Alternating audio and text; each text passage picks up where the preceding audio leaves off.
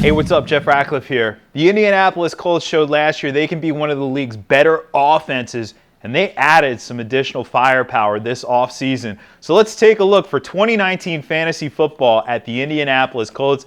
And let's start with Andrew Luck. The captain himself erased all those doubts heading into the season. The shoulder, was it good? Was it bad? And we still had him even a few weeks into the season. Remember that Jacoby Brissett Hail Mary? Everybody freaked out, lost their minds, and the reality is Andrew Luck was good to go. It was a bit of a rough start, but he steadied the ship. And in fact, he was one of the top fantasy quarterbacks down the stretch, and really for the course of the season, but especially down the stretch. Over the final 13 weeks of the season, he had 11 top 10 fantasy finishes. That is consistency 101 right there. Andrew Luck heading into this year, like I said, additional weapons who I'll get to in a minute. That obviously bodes well for his fantasy upside. And when you think about it, all right, Patrick Mahomes, yes, he is the clear number one fantasy option. He's going to be the first quarterback taken in most fantasy drafts this year. But just because you're the first taken doesn't guarantee that you're going to finish first at the position for the season.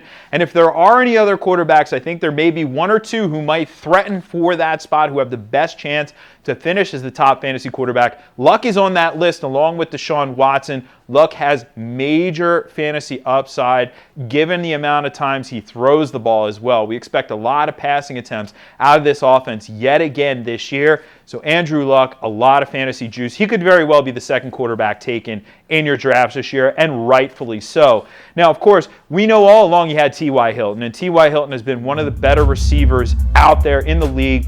Just so productive and so versatile. Despite being a smaller guy, he can do so many different things for that offense. Of course, last year, like Luck, though, he got off to a somewhat of a slow start and was dinged up earlier in the season. But from week 7 on, he was a top 10 wide receiver. So I think you really have to view him in that range. PPR, half-point PPR standard, really doesn't matter. You have to view him in that range this year as a top 10 guy who will likely be taken, in the early third round of your PPR 12-team league drafts, possibly even late second round, and rightfully so as well with him. T.Y. Hilton is certainly a wide receiver one, but they have two other receivers on this offense who are intriguing. Devin Funchess comes over from Carolina, and then they draft Parris Campbell. So let's talk about Funchess. What we know about him is he's a bigger-bodied guy. He is not a 4-4 burner, right? He's not going to be a guy who's going to take a top off the defense. But he is a guy who you can use in the red zone. We saw them do this with Ebron, who I'll talk about in a minute, last year. But you could use Funchess now as another guy who has that sort of basketball skill set, play above the rim, make plays in the red zone. So Funchess has some red zone upside, some touchdown upside, and especially if he earns the number 2 job in this offense, he has sort of sneaky back-end wide receiver 3 appeal. I don't think you're going to have to pay anywhere near that price for him on draft day. But in this offense, given his potential role, there's some fantasy value to be had. It could be a little streaky because there are now a lot of mouths to feed, unlike last year. But Funchess in a good spot to produce. Now, Parris Campbell, what do we know about him? He's the exact opposite of Funchess in a lot of ways. Blazing fast, not going to be a guy, though, who you're going to use to post up in a basketball-type role.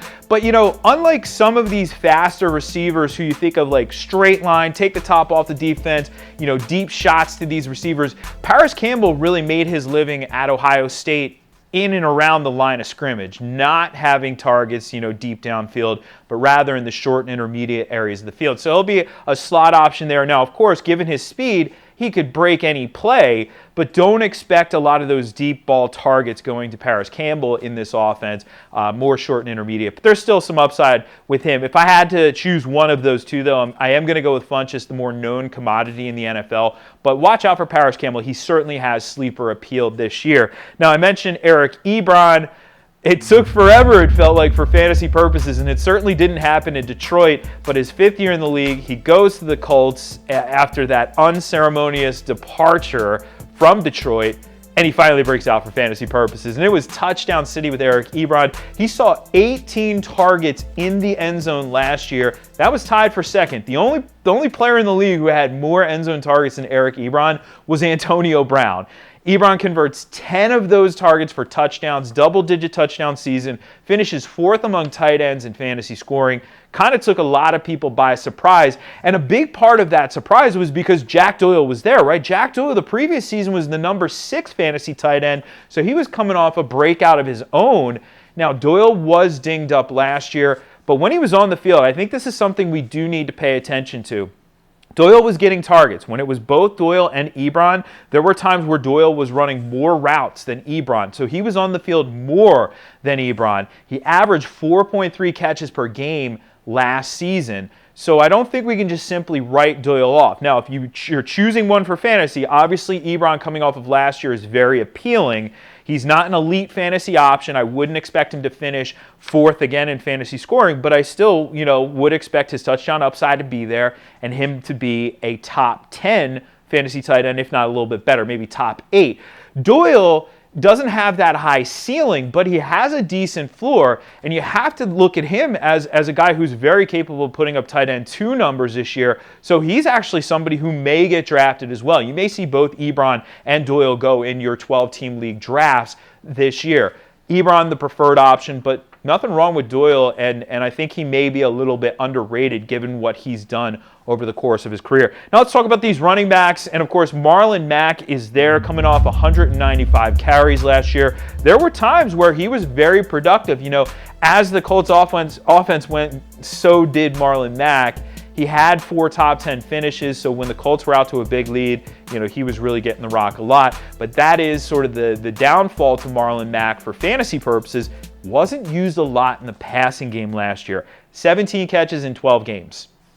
It's not a lot. Most of those targets were going to Nyheim Hines last year. So if you think about it, I think sometimes maybe we overvalue pass catching in PPR, but I don't want to undervalue it either. This is a very real knock on Marlon Mack. If we don't see that number go up, then it's hard to consider Marlon Mack, even in his role in this offense, which is a potent offense, it's hard to consider him anything more than a front-end RB2. Now, still, that's good. You need those types of players as well in your fantasy football leagues. And he's got some touchdown upside in that offense, no doubt about it. But without that passing volume, that limits his touches somewhat, keeps him in the RB2 range. Now, I mentioned Hines, 63 catches in his rookie season. We know he's blazing fast. Here's the thing, though. Do we expect 63 catches yet again? That's a big number for any running back. I do think some of these targets may end up in Parris Campbell's hands. Even though he's not a running back, that's where he gets targeted on the field. So maybe just a slight downtick. Nyheim Hines was a top 30 PPR running back last year.